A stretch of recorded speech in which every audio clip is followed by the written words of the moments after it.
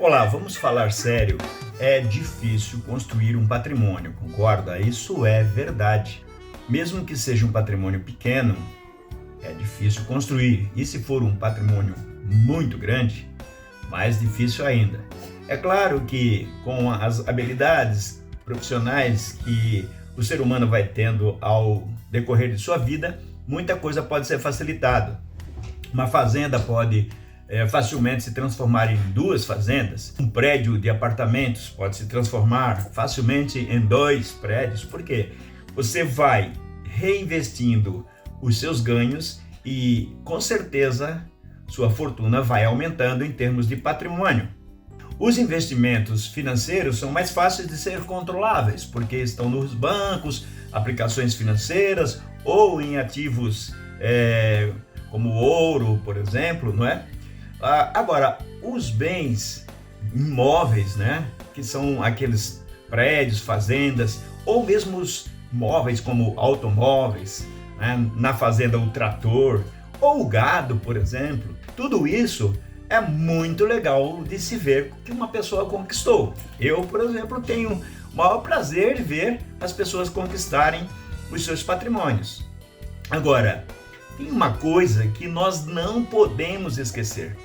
Esse patrimônio, um dia, poderá ser transferido aos filhos, aos herdeiros. Neste momento, surge um problema. Muita gente pensa em resolver essa situação antes, fazendo doação de todo o patrimônio. O problema da doação é que custa caro, é necessário fazer escritura, transferir, não é? Registrar e, além disso, tem que pagar tributo. Outra coisa também é que na doação, se por exemplo for esquecido um filho ou um determinado filho for beneficiado com um pouquinho a mais que outro, isto poderá ser questionado lá na frente, não é? No momento do inventário. E aí há uma figura jurídica que se chama colação. Trazer a colação significaria quase que como anular a doação. Então a doação também tem suas complicações, é uma figura jurídica permitida pela lei e muito desejada pelas pessoas que querem transferir os seus patrimônios para os filhos enquanto vivos, né? Enquanto estiverem por aqui. Outra forma também que existe é o testamento. E aí nós temos três tipos de testamento. Tem um testamento público, particular, o cerrado, enfim, são variantes aí de uma figura jurídica que tem lá suas complicações. O testamento também não é uma saída geral, porque o testador não pode testar tudo. Ele só pode fazer doação ou testar parte de sua riqueza, do seu patrimônio. Então não é uma solução total para resolver todos os problemas. É uma solução paliativa. E também temos que falar de uma outra situação, que é quando não se faz nem a doação e nem o testamento. Lá na frente será feito o inventário. E aqui nascem os grandes problemas. Primeiro, que o inventário custa muito caro. Aproximadamente, pelos ditames do direito no Brasil, hoje, em torno de 25% do patrimônio. Isto enquanto o imposto da herança, que é o ITCMD, ainda está barato no Brasil, porque ele vai ficar caro. A tendência é que tenhamos um ITCMD logo em torno de 20%.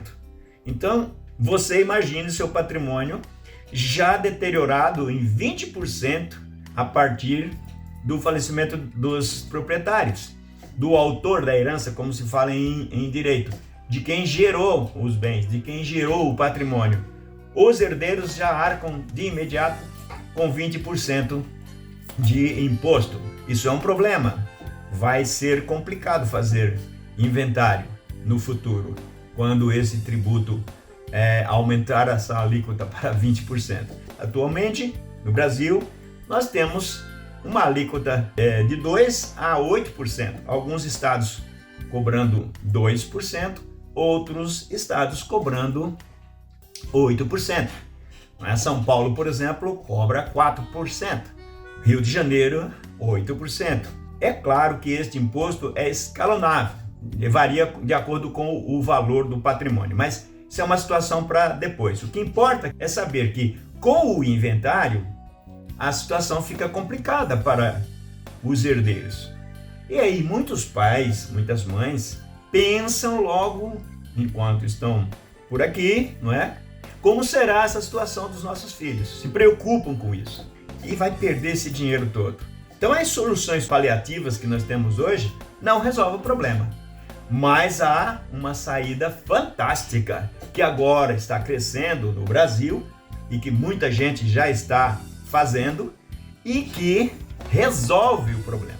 Isso chama-se planejamento patrimonial familiar. Há uma sigla inglesa que está sendo muito usada aí, que é a holding, mas holding familiar. Explicar o que é holding vai fazer esse vídeo ficar muito longo, mas explicar que o planejamento patrimonial familiar, transformado em holding familiar, vai levar a economia de dinheiro, economia de patrimônio, quando for necessário fazer o inventário, aí é fácil. Sabe por quê? Ao fazer esse planejamento patrimonial familiar, você que criou o seu patrimônio, que desenvolveu o seu patrimônio, que gerou o seu patrimônio, você evita o inventário. Ou seja, no momento em que houver a necessidade de transmissão dos bens, não vai ser necessário fazer inventário. E não vai se pagar aquele volume todo de imposto, nem contratação de advogados, absolutamente nada. Uma simples mudança naqueles documentos que foram gerados agora, quando da feitura do sistema, porque na verdade este planejamento não é um contrato, é um sistema, Não adianta procurarmos na lei, não existe uma legislação prevendo esse planejamento patrimonial familiar, não existe na lei, mas existem diversas saídas que estão na lei e tudo que é feito para uma holding familiar ou para o planejamento patrimonial familiar é tudo legal e ninguém pode ser contra.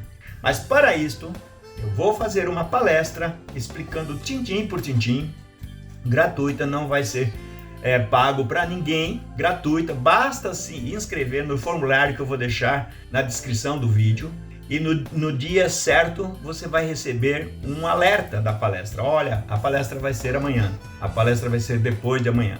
E aí você vem comigo e várias coisas vão ser esclarecidas. Nós vamos abrir um pouquinho mais o jogo, porque numa palestra com um pouquinho mais de tempo e só para interessados, aí fica muito mais fácil de falar sobre aquilo que te interessa, que é evitar o inventário, evitar os gastos com o inventário e evitar distúrbios familiares que às vezes podem surgir no momento da realização de um inventário.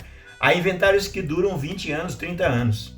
Eu tenho exemplos no meu escritório de inventários que começou em 1992 e só veio terminar agora, em 2014, lá no meu escritório. Nós acabamos assumindo o inventário e descobrindo algumas saídas que estavam, vamos usar aquela palavra popular, atravancando, estava atrapalhando tudo.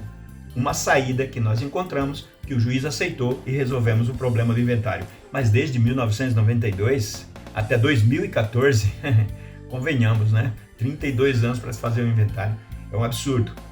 E se você fizer um planejamento, como eu vou explicar na nossa palestra, você vai evitar qualquer coisa desse tipo. Espero que você preencha o formulário, descrição do vídeo e receba o convite para a palestra e compareça na palestra para ficar por dentro de todas essas modificações ou todas essas informações que serão transmitidas na palestra. Até lá!